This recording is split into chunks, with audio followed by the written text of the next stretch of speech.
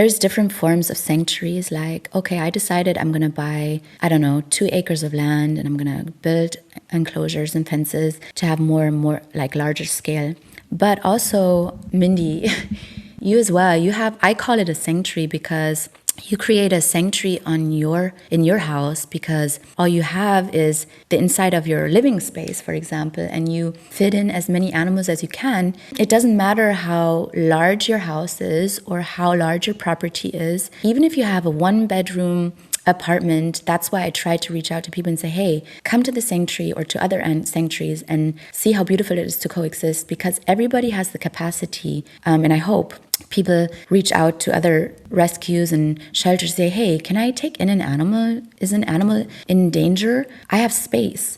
And it doesn't matter, even if it's a hamster, or a bird or a cat or whatever. If you create some space in your living space, it's going to heal you and the animal. And I think we can't really like take in other humans maybe, unless we do have that space. But an animal doesn't take that much space. And I really hope other people out there learn how beautiful it is. And, everybody can create a sanctuary. It doesn't have to be large scale or any kind of scale. It's just about the intention behind, like, hey, I want to help. I want to, tackle the problem that we have in the society, because we don't want to put all animals to sleep. And sometimes also education is so important, because people just don't know how many animals are suffering because of us humans, and how many animals are being put to sleep each and every single second, like now, constantly, basically. So education, talk about the problem, stop the breeding, and try to help the animals. So if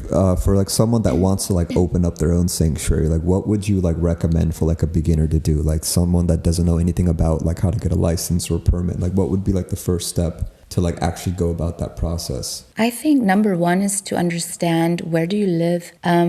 Talk to the landlord. Hey, are you okay if I rescue a bunny or a cat or a small dog, even if it's a small apartment?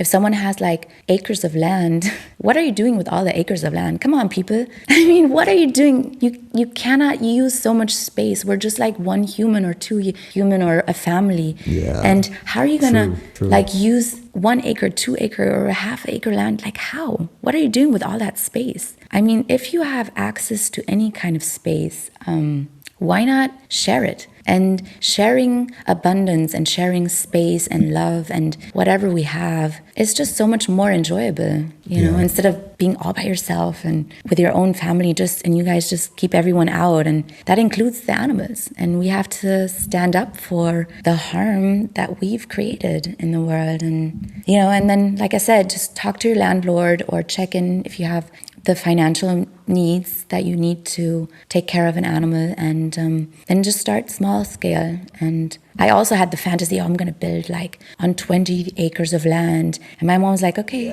slow down. I feel like a lot of like people that want to have sanctuaries, that's what prevents them, because they're thinking like you need like millions of dollars to open a sanctuary. But you're saying you could just do it like, in your apartment. That's a sanctuary. You build like a tiny mini enclosure, you buy a cage, and you go and say, oh, I want to save a life today.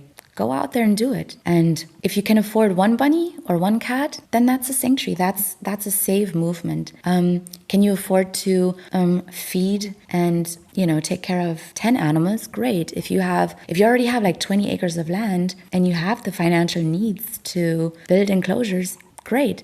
Just the intention behind it is important.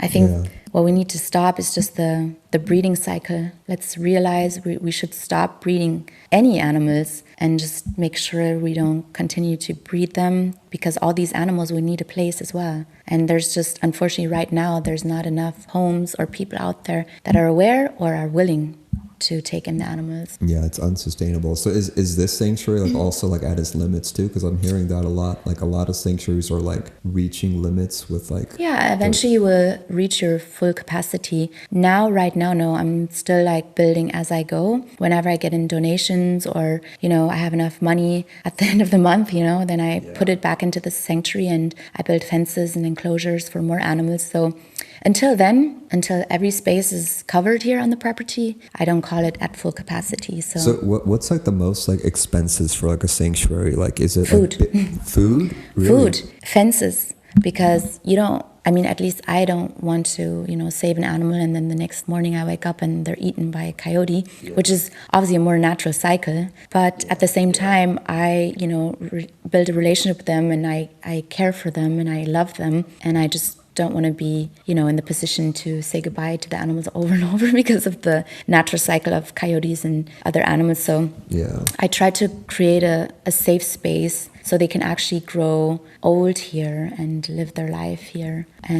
Or some animals, they're also adopted. Some people say, oh, I really fell in love with that animal. Could I adopt her or him? And yeah, that's also a great thing, and that makes more space on the sanctuary again to have more animals again. So yeah. And I think that's like a very important and interesting distinction, like that the point of the sanctuary is for the animals to be allowed to have a relationship and grow old and kind of have like a much easier life free of exploitation. Because I feel like a lot of people will like kind of attack sanctuaries, like the Tiger King, where he's attacking Carol Baskin for her sanctuary, saying that they're also in cages. So what makes a sanctuary any different than a zoo? So it sounds like it's basically that we're not trying to exploit them, and we're just keeping them in a safe space where they can grow old, have relationships. Peaceful, without suffering. Yeah, so without any suffering whatsoever.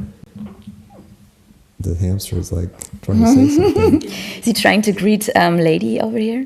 Give the mic to the guinea pig. Maybe he wants to say something. Squeaky squeak. Oh, no, he's shy. He's an introverted animal. Actually, he's not. He's pretty vibrant. I don't know, maybe it's like unusual setup for him to see lady so close. He's actually very demanding. If you go down there in the morning, he's like, eat me. They sing their song. He's like, I know it's breakfast time. Yeah. I'm over here. Don't forget about me.